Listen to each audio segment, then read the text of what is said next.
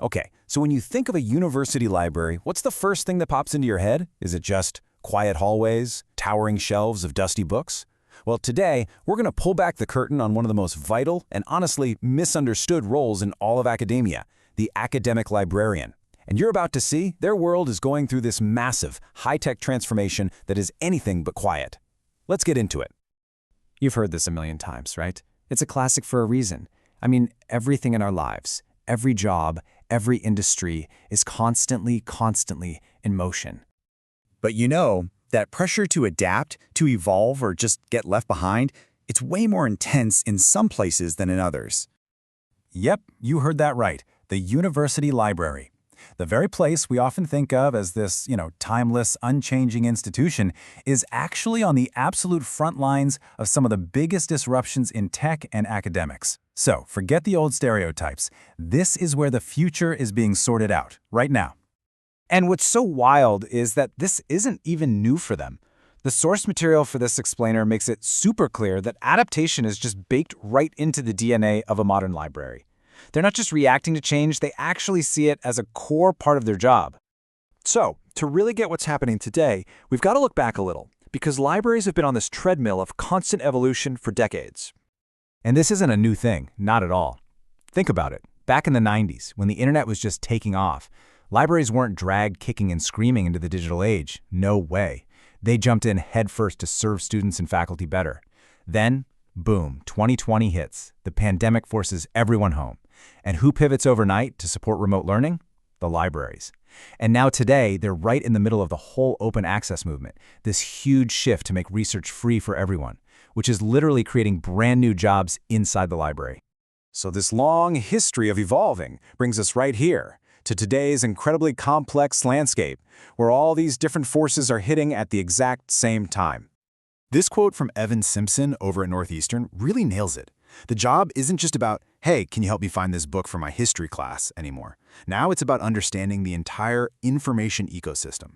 And that means everything from managing huge data sets to teaching digital research tools to navigating the business side of academic publishing. The lines are blurring and the job is just getting so much bigger. And you can see that change so clearly when you just look at the job titles. On the one hand, you still got the essential, traditional work like cataloging books and managing who's checking them out. But on the other hand, look at these new roles: open research librarian, user experience or UX librarian, even a data visualization librarian. I mean, come on, these aren't just fancy new names, they are whole new careers built on tech, on data science, and on design. As Jane Harvell from the University of Sussex puts it, there are just more different flavors of librarians now. I love that phrasing. This is not a one-size-fits-all job anymore.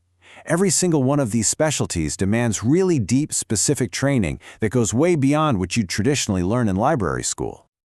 Okay, so all these new specializations, they obviously require a ton of training. But how do you actually make that happen?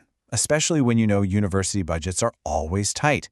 Well, that question leads us to the new Librarian's Toolkit. And here's the big challenge.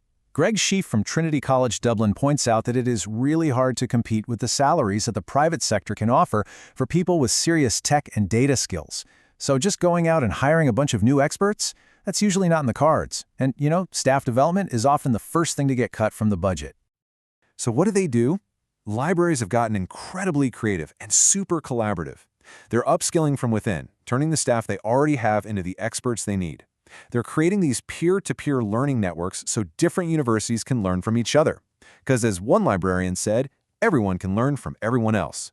They're focusing on learning by doing, on the job, and taking advantage of this huge world of online training to stay on top of everything. It's a real story of resilience, for sure. And this ability to adapt so creatively really shows you how forward-thinking they are. In fact, librarians have been scanning the horizon for years. So let's take a look at what that tells us about the next huge disruption: artificial intelligence. Okay, this is cool. Back in 2010, the American Library Association did something pretty fascinating. They put out a whole report imagining what universities and their libraries might look like in the year 2025. It's like opening up a time capsule of predictions made by the very people who knew they'd have to live in that future. And this chart here, this is straight from that report. They called it a scenario space, basically a map of possible futures. This just shows they weren't just throwing darts at a wall. They were systematically thinking through different outcomes based on how likely they were and how big the impact would be. That is a serious commitment to thinking ahead. So how did they do? Well, get this. One of the scenarios they said was a high probability was, and I quote, breaking the textbook monopoly. You fast forward to today, and the whole open educational resources movement, which is all about free and low-cost course materials, is a massive deal on campuses everywhere. They didn't just predict the future, they actively helped create it. Which brings us right up to today's biggest game changer, the one force shaping everything, AI. If they were writing that same report right now, you know this would be on page 1.